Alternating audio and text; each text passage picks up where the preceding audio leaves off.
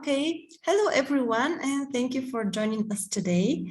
My name is Ernitza, and I'll be the moderator of this online session on behalf of the MBA selection platform Unimai.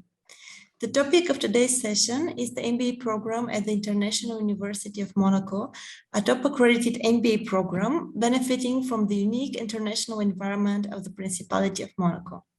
If you'd like to read more about the school, I have just pasted in the chat the official webpage of the Monaco MBA, as well as the school's profile on Unimai, where you can do a quick test and see how well the program does match your requirements. Let us now welcome our panelists, Paul Kraaijeveld, MBA Admissions Officer at the International University of Monaco, and Andres Bonilla, Monaco MBA alumnus, and a successful entrepreneur and manager based in Guatemala. We will start with an overview of the Monaco MBA and its advantages. Then Andres will share with us more about his academic experience and how it contributed to his career development. Your questions are very welcome, so if you have any, please type them down in the Q&A section or the chat box anytime during the webinar, and we'll take the time to address them at the end of it. Now I would like to give the word to Paul to introduce himself and the Monaco MBA program. Thank you very much, Saritza. Yes, thank you very much and welcome everybody. So my name is Paul Kraaijeveld. So I'm the admissions officer here at the International University of Monaco.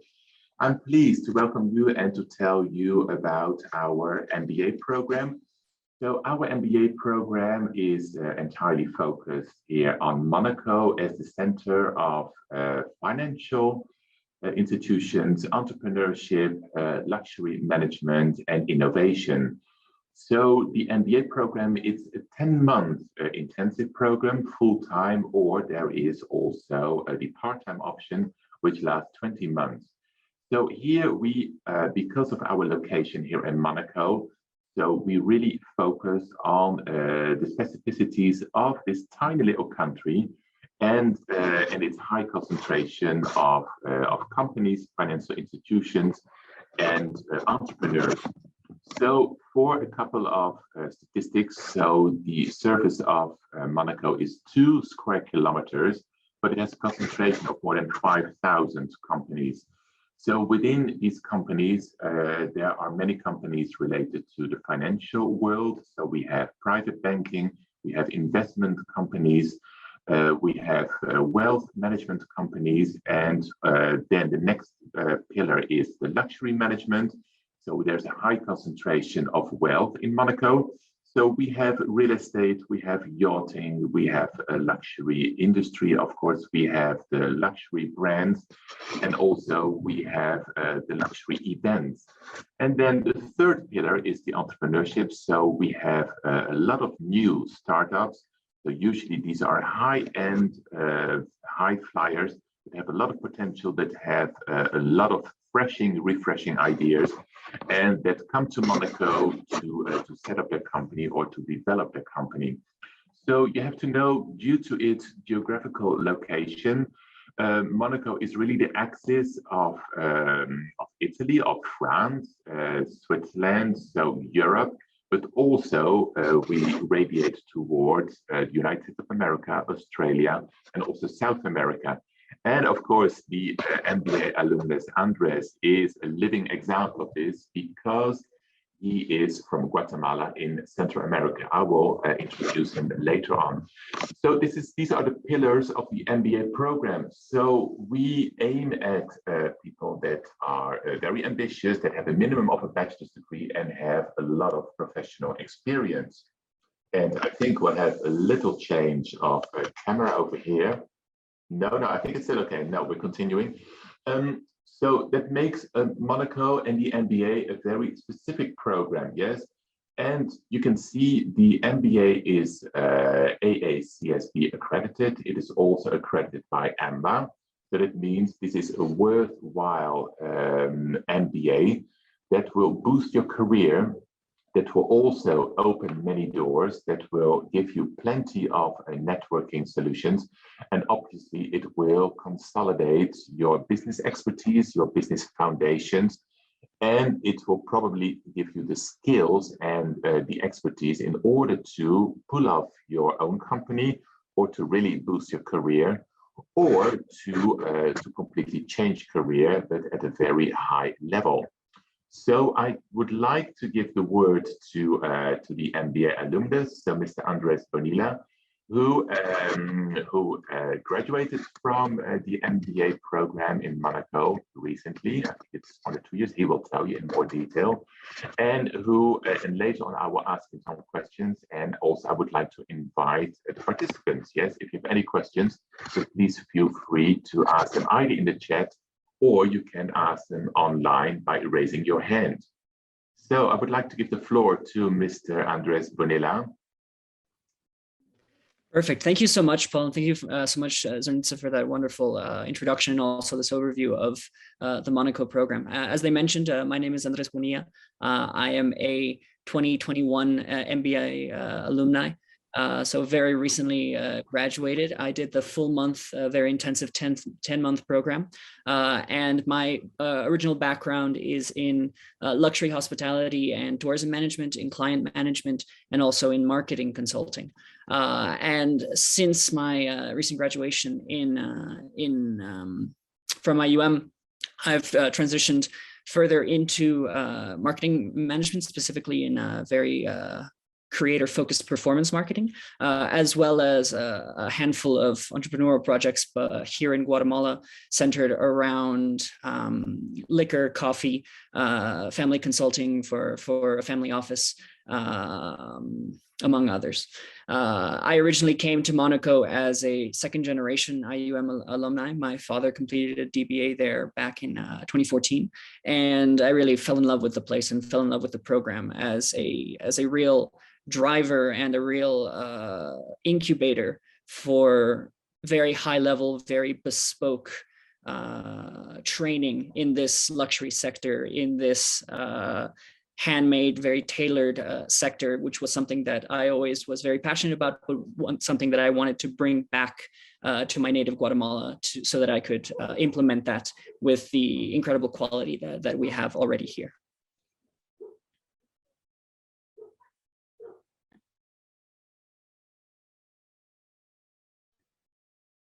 I don't know if to add anything else. Yes, absolutely. Yes, absolutely. Yes. Bo, I'm afraid we don't see you on the camera. I can see myself on the camera. Is it okay now? Andres, can you see him? Yes. Yes. Okay. Maybe it's only me. Yes, it's okay. Yes, I can see both of you. Yes. Okay. Yeah. Great. Sorry for interrupting. So thank you very much, Andres. Yes, so that's really interesting. Yes. So Andres, well, you come from a different continent. You come from Central America. So what do you think? What has the MBA given to you? Yes, so that is useful for you now that you're back in Central America. I think that one of the things that Monaco and the IUM MBA does really well is that it allows you to really be at the meeting point of so many different types of industries, like you mentioned before. It's really a mecca for luxury, for very bespoke custom services, for finance, for tech startups. So it gives a really fascinating perspective. It's a microcosm of really the business world in the luxury sector as a whole. So one of the main things that I got out of that was that really incredible perspective and also just the practical presence and exposure to all of the different and very high ways that things like luxury services, things like yachting, things like banking, things like tech should be done and can be done. Excellent, excellent. Yes, thank you very much. And also, Andres, yes, so you were one of the youngest MBA graduates ever. So what do you think, why did you choose at such a young age to come to Monaco and to decide to do your MBA program here in Monaco? Yeah, I think I really was one of the youngest. When I started, I was 23, and I'm 24 now. So I was the baby in the group. I started to do it very young. I like I mentioned, my father did the DBA at Monaco, so it had always been on my radar as this goal that I wanted to go to. I had sort of been planning it for years and years ahead of when I was going. So it was no surprise to me that I did the MBA. It had been a goal for a long time, and the experience was really rewarding. Obviously, I was working with my colleagues were older than me. They had lots of experience in all of these different fields, but it was a wonderful experience to get to interact with all of them, pool that knowledge from all of these different fields and all of these different years of experience. Excellent, excellent. Yes, very interesting. Yes. So one of the specificities of the MBA program is the mentoring and coaching program. Yes, could you tell us a little bit more about this, Andres? How does it work? Well, it depends. It's built in collaboration with the university. One of the first things that we are asked is to set a kind of roadmap for where we want to go, because obviously people go into MBAs for different reasons. Some want to advance further in their career, acquire the skill set necessary to upskill in their current position or in their current career or in their current companies. Others go because they want to break out into a new field, and the MBA is a veritable, Swiss Army knife to go into almost any career that you want at a managerial and executive level. And some people want to break into their own entrepreneurial project. I was somewhere in the middle of the latter two, and I was very interested in developing my client management skills and also being able to leverage the luxury expertise that exists in the Principality. So when I first came to Monaco and to the university, I sat down with the career counseling at the university. We set up a plan of these are the skill sets that I would like to develop. Here's the know-how and the know-why that I'd like to acquire in these kinds of industries. Who would be the right fit? And then the university reached out to several contacts, and I ended up being mentored by the previous general manager of the Fairmont in Monte Carlo, a historic, legendary hotel here. So it's a very collaborative. It's a very proactive as well, because I always say that the MBA gives you back exactly what you put in and no less. So if you want it to work for you, you need to work for it as well. Yes, it really works both ways. Yes, that's very interesting to hear. Yes. Because indeed, yes, so we offer the MBA program, so it is for people that have a minimum of a bachelor's degree, and usually we require also a minimum of 3 years professional experience, yeah? So indeed, yes, so Andres was an exception, also exceptional, because he started very young, but the average age of our MBA candidates, it is 27 years and older. But indeed, they come from very different backgrounds, yes? So we've had people from an engineering background, we have people from technical backgrounds, medical backgrounds. Last year, we had an ex-ballet dancer from the Monte Carlo Ballet. We've had pediatrician as well. And this year, we hope to welcome somebody from the pharmaceutical industry. So it's indeed, these are people with very different backgrounds and also with very different profiles and obviously very different ideas. But it is indeed, yes, so what you said, it is this proactive attitude, and what you put into it, you will get out of it. So that's very interesting. So now, Andres, so when you look back at, so you graduated last year, so now when you look back, so you returned to Guatemala. So what do you think, what has it brought to you? What has it given to you to make sure to get to your full potential in your current professional environment? As I mentioned previously, the MBA, in difference to, say, for example, a specialized master, is a real Swiss Army knife of skills, because it's meant to train you from the ground up in all of the necessary acumen that you need to step into a career and any position in the managerial context. So one of the things that it's provided me fundamentally is this very honed and clear understanding of the business acumen that you need to succeed. So from the very beginning, you start with very in-depth theory on economics, on corporate finance, on accounting, on competitive strategy, on marketing strategy. And then as we go on into the later part of the program, we start applying that much more practically. So by the time that you finish, by the time that I graduated, I was really like in peak performance, constantly thinking about it. And it really shifts your entire mindset to the point that it's like a before and after, where you're suddenly analyzing everything. You have the strategic competence to be able to see these are the factors that are coming into play in this business. And it happens a lot because the MBA is designed also for people who are actively working, that they go to classes in the morning and then they go apply it in the boardroom in the afternoon.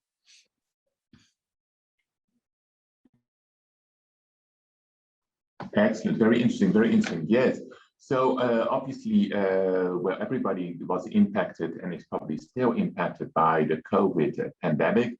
So here at the Monaco University, so obviously we had to adapt, and we had to adapt quickly, yes, to the new parameters and to new challenges. So we quickly shifted all our classes online. Now for the MBA program, it already existed, the online version, so that it was not too challenging. But Andres, regarding your business and your sector, how did you cope with the pandemic and the sudden change in well, doing business and communicating, and with its restrictions? How did you cope with the restriction, the COVID pandemic, and how did you get through it? It's a good question. I think it's one that we've all asked ourselves at some point or another in the recent months, even after that initial shocks. Because I work in a variety of industries, I can spread the answers a bit on the different ones. In the marketing side, it was a really powerful time to leverage the importance of digital communication, especially because physical communication was so restricted. And one of the clear trends and one of the clear needs that industry really experienced was the importance of more authentic communication, because everyone was in a very raw, very vulnerable, very uncertain time. That more authentic, more human, less corporate and curated type of communication and connection was really important. So a pivot in the kinds of content that we present and the kinds of messages that we present and the kinds of goals that we're trying to reach was definitely present. In the tourism sector, obviously, it was immediately and dramatically impacted, and we're still very much feeling the repercussions and the sequels of that. And while I'm very happy to see that is recovering, it also fundamentally shifts what we value. Before, what was valued was sort of going to places where people gathered, being close to these large groups of people, going to places that were popular among many. And luxury was defined by places where you could go, where you would be seen. Whereas in the post-COVID landscape, that was adjusted to privacy and being able to be in a safe space to yourself was really the height of luxury. So we saw many clear shifts, and we saw that also through, for example, the massive boom in the yacht industry, as more and more people saw yachts as the perfect place to take a vacation while also being COVID safe.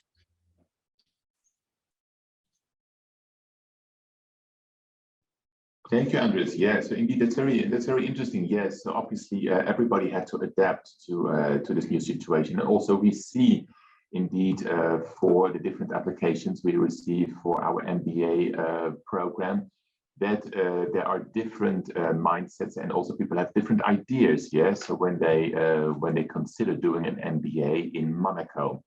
So now I think there are a couple of questions. So people that participants, so please feel free if you have any questions about the MBA program, if you would like to know more about how to apply, about funding as well, about the expense, the tuition fee, the application procedures. So I'm here to tell you everything about that. So, for example, for the application procedure, we are a high-tech university, so we do everything online. So you will have to apply online, yes, and we will ask you to upload a certain number of documents. So the most important documents are obviously your transcripts, your bachelor's degree, and your motivation. So we require a letter of motivation. So why are you particularly interested in our MBA? Also, why are you interested in Monaco? What is your link to Monaco? to the very specificities of this tiny little country and its institutions. And we also require a letter of recommendation. So that could be somebody in your sector, your professional sector. It could be somebody from your university. So, but a reference recommendation that gives us insight into your academic ability, your curiosity, and your willingness to share, to participate, and to enhance, yes, to boost your career, to move forward, but also to move forward together with other people. So once you've uploaded all that, you will receive an invitation to attend an interview either on Zoom or Teams with the program director. So also the program director, her name is Marika Tejshov. Let me see if I can find an image over here. So she is a well-known researcher. She has been in charge of the MBA program for many years here in Monaco. She is a very articulate academic with a wealth of experience, a wealth of connections, and an extensive network here in Monaco, in France, and Italy, and abroad, yes, well beyond that. So she is a very inspiring academic personality that will go deeper into your motivation, your background, and also your career objectives, yeah? So the MBA program, it's not about, well, sit back and relax and taking the courses. No, it's very much what Andres shared with us. It's the proactive attitude, yeah? It is what you put into it. That's what you will receive, you will get out from the MBA program. So this is where we'll look if both sides are a good match, yes? Because an MBA program, there are many, many programs. So, but obviously we really want you to succeed and vice versa, yeah, because it's in everybody's interest that the MBA program is successful, not just for the university, but especially for the MBA candidates. So this is for the application procedure. So usually that takes around 3 to 4 weeks, and then you will have an answer from us, so either that you're admitted or that we need more information, or maybe your profile does not really match the MBA program. Yes, so we get quite a few candidates that have just finished high school, and obviously we have to say to them, well, you missed the professional experience, you do not have a bachelor's degree, so unfortunately we cannot move your application further. I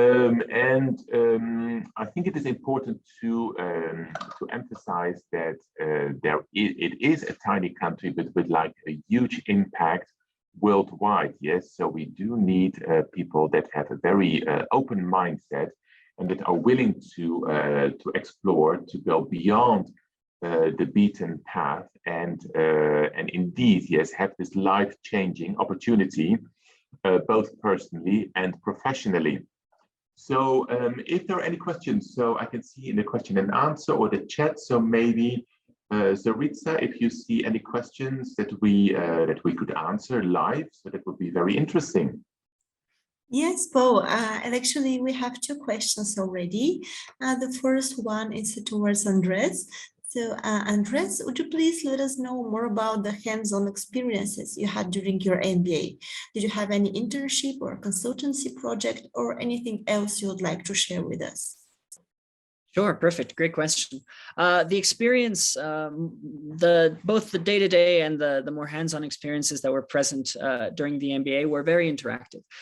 We would often get the opportunity to speak with executives from the different companies that were present in Monaco across a wider variety of industries as well, because obviously the MBA caters to a wide variety of industries in its students and its alumni.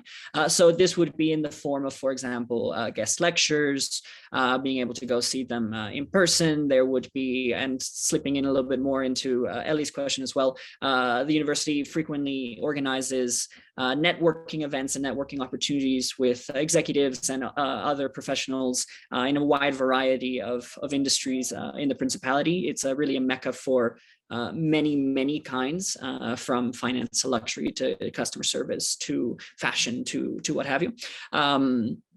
So they have that infrastructure already present. In terms of the internship versus consultancy project, so the MBA specifically, what it has as its capstone project, you can either do what's known as the consultancy project, where you and your team essentially work as a consultant for a company either in Monaco itself or abroad in Europe, or you can do a entrepreneurial project where you can bring your entrepreneurial idea and you can develop it further and you can present it to both potential investors, but also to the wider university community, so that you can get feedback as well. So it's almost like a mini Shark Tank, if you're familiar with that show. In my case, I did the consultancy project and I consulted for EY, Ernst & Young, the consulting firm, but they change every year. So there's also a wide variety of different projects and ways you can go about it.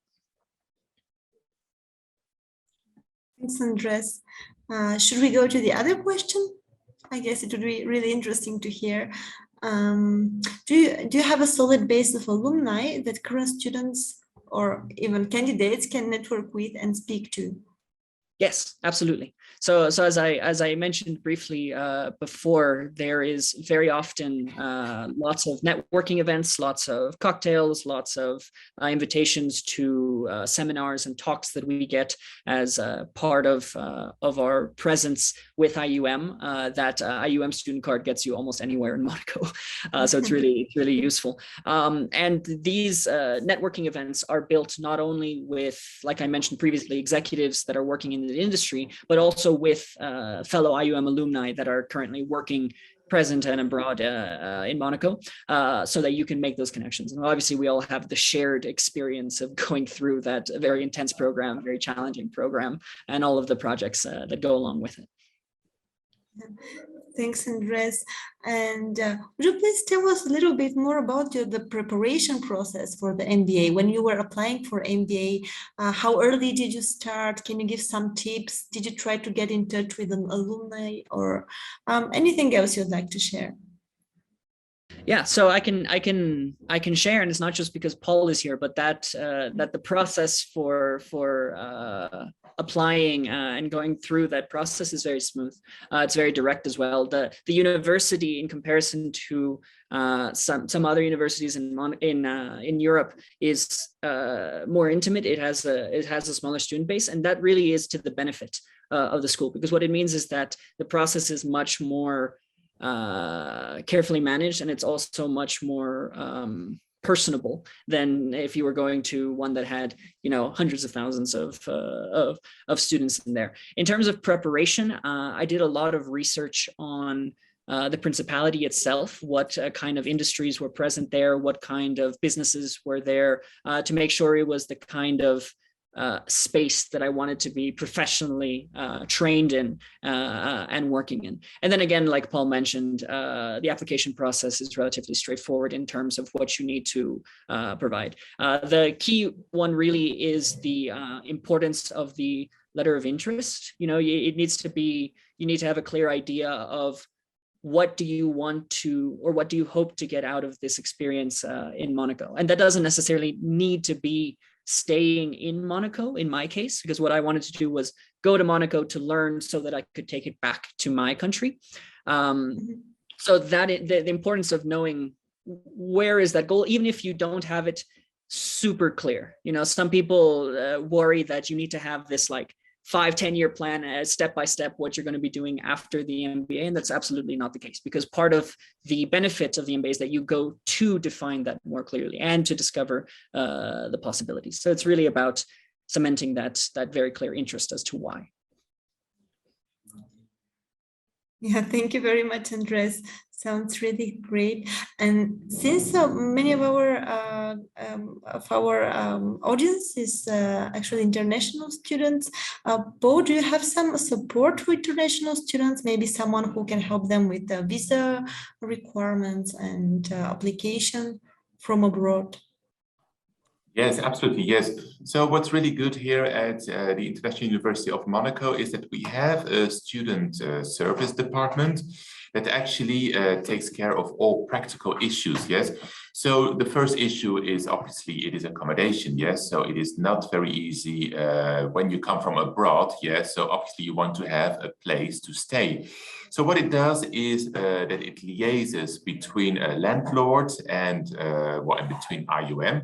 So there are a lot of flat shares available. So either here in Monaco or in the surrounding villages around Monaco.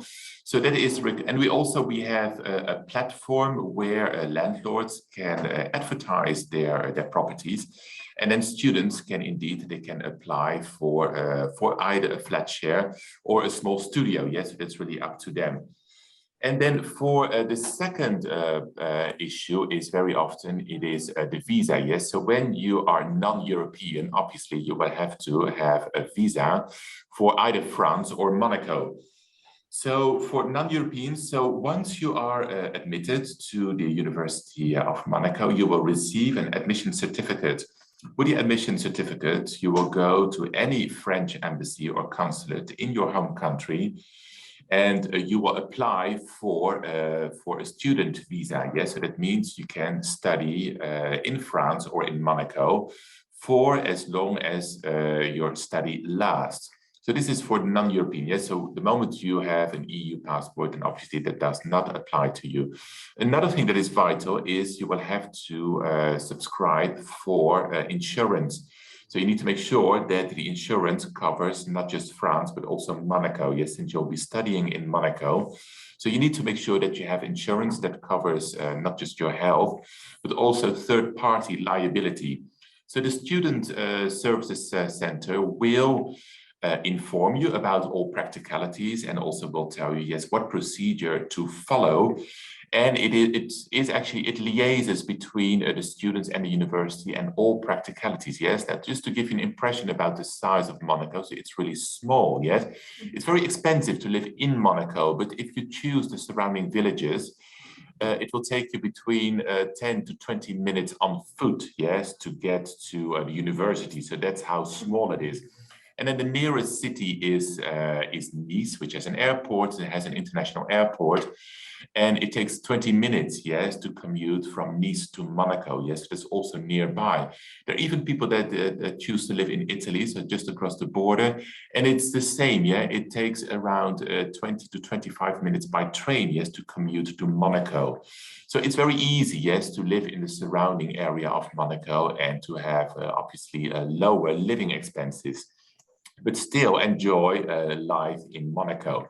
So that's our student services department. Yes, so that's very helpful for students. And then regarding funding, so indeed, yes, the MBA program is a hefty investment in your career. So we do provide some scholarships, so that are merit-based. So if you have excellent grades or if you have exceptional abilities in either sports or in music, so there are a couple of merit-based scholarships. You will have to apply for them separately once you are admitted to the program. So we cannot tell you beforehand if you will qualify for a scholarship here at IUM. So we can only tell you that once you are admitted to the program. So I hope that answers the questions, yes, about visa and about practicalities, about accommodation, about health insurance. So yeah, these are obviously important issues to know, yes, when you come from abroad and you decide to study in Monaco. Yeah, sure. Just sorry to interrupt, Zonisa, just to add to what Paul said, to add maybe a bit of color to the daily life of the students based on that. There's a variety of students that, a good portion that live outside of Monaco. So for example, in Nice or in Menton, just on the other side, or even into Italy. And the way it's structured is because of the train line that crosses all of the Côte d'Azur around there. You can go into there through the train station at the town that you're living in, 20, 30 minutes at most to get to the city, to Monaco. And then the train station is literally in front of the university, which makes it much easier to even live outside if you want to experience that part, and also to traveling through there and then still make it to time on class. Sounds cool. Important, yeah. And where did you live, Andres? I lived in Beausoleil, which is just outside Monaco. And when I say just outside, is that I lived in France and then I went to go grocery shopping in Monaco. Like Paul said, I think it took me 15 minutes every day to walk to the university. To walk. Yeah. So yeah, a truly international experience. All right, and Paul, maybe you mentioned it, but would you please repeat again? So when is the next deadline for the MBA application and when is the next intake? Yes, of course, yes. So we are currently reviewing and we're screening candidates for the September 2022 intake. So the intake is, that's the end of September, beginning of October this year, so 2022. And the deadline for applications is, we set it on the end of May, so the 31st of May, because indeed we need time to review and to screen candidates. So we would like to receive and to finalize applications by the 31st of May, yes? So there's still a couple of weeks to go, so 6-7 weeks, yes, to consider your application for the MBA program here at IUM. Okay, thanks, Paul.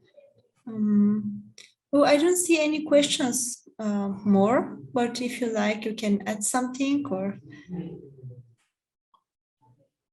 Yes, so maybe, I think what is really interesting and specific about our MBA program is this consultancy project. So, which is different from an internship, which most people do when they are at the end of a master's degree. So this consultancy project, it is actually, it is very often companies now approach IUM with a very specific question, yes, because they encounter a certain issue, they encounter a certain problem that they would like to be solved.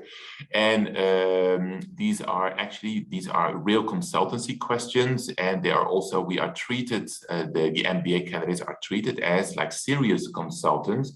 So they do their research within the company, so they are treated as like fully fledged consultants. And they do present at the end of their research, they do present like viable solutions to a particular issue.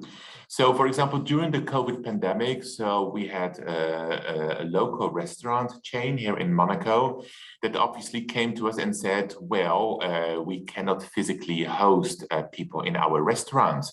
So what can we do in order to survive this pandemic, and what can we change in our business model in order to make sure that we can still do our business but in a different way. So the consultant stepped in and came up with several solutions, all online, because due to the restrictions, he could not visit the company.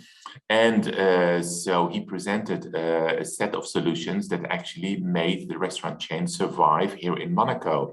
So there was partially takeaways, obviously, but there was also partially private chefs would visit people in their homes, in their apartments or villas, and would prepare the same meals or the same dishes as you could order in a restaurant. So there was a kind of privatized approach that that was presented by one of our MBA candidates that had this as a consultancy task.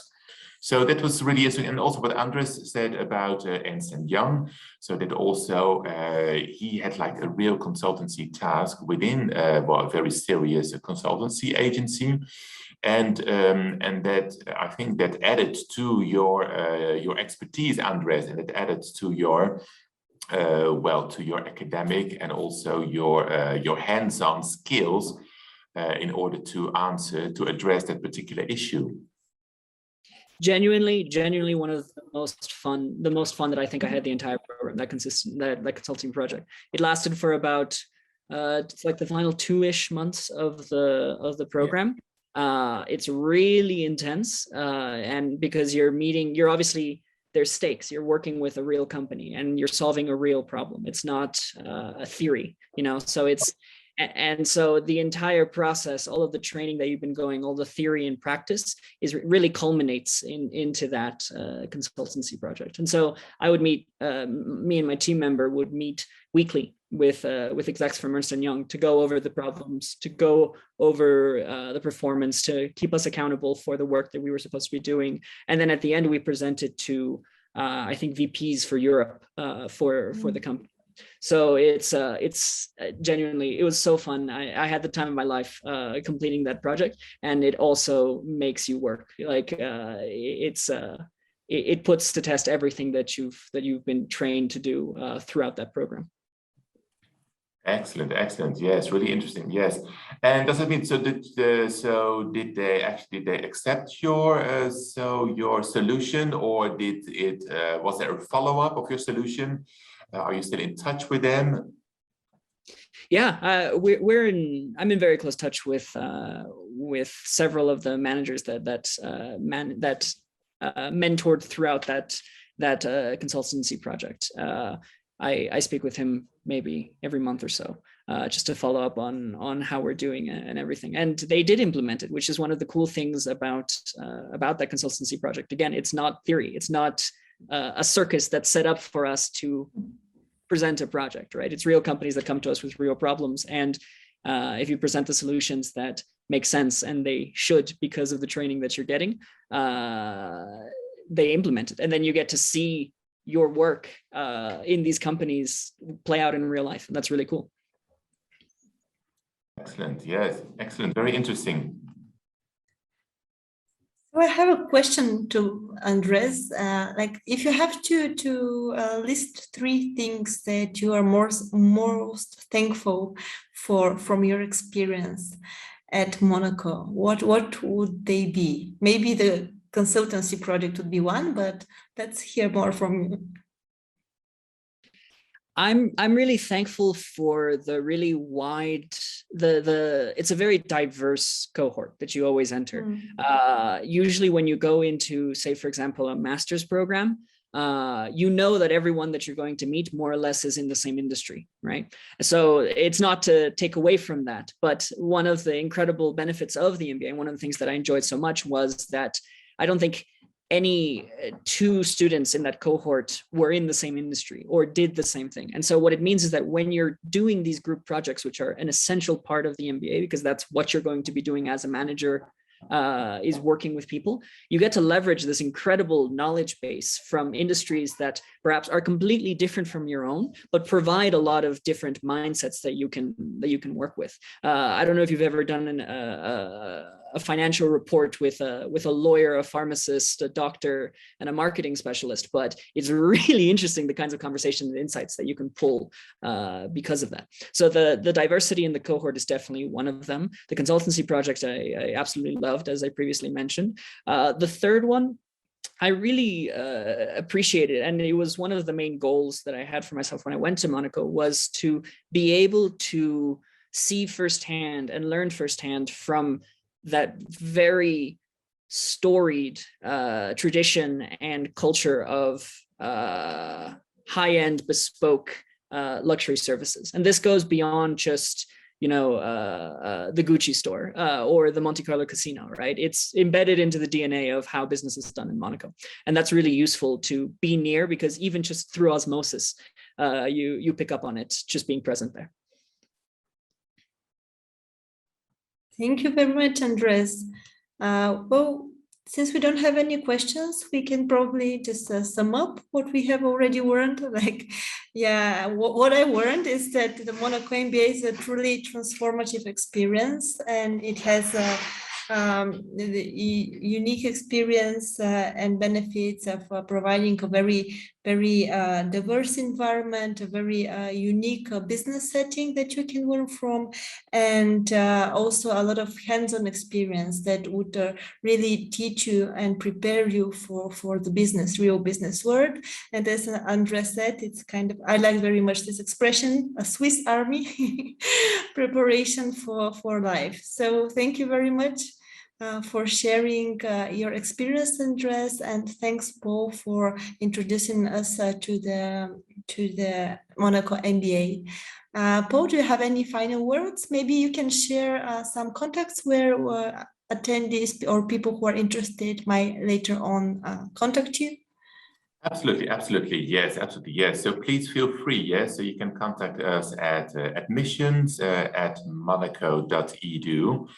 You can also find us if you go to monaco.edu, our website, you will see all contact details. So please feel free to contact us for any additional information. I'll be more than happy to send you the brochure and to send you the detailed program description by email. Obviously, this is all free of charge. And it was a great pleasure, yes, to have Andres here. You, Saritza, thank you so much for hosting this webinar. And I hope the attendees, yes, it is also that it was informative and useful for you to make up your mind about the wealth of MBA programs that are available worldwide. Thank you very much. Thanks, and don't forget to apply till the end of May. Thank you. Bye-bye. Thank you, everyone. Bye-bye. Bye-bye.